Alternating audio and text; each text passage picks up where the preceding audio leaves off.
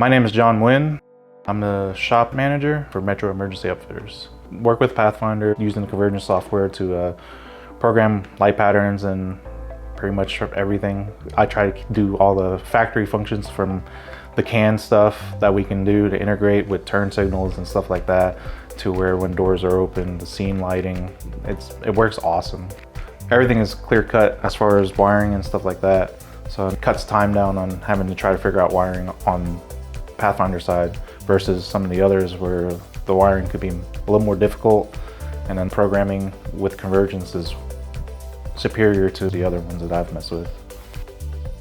As far as programming the Pathfinder itself, it's kind of direct and forward.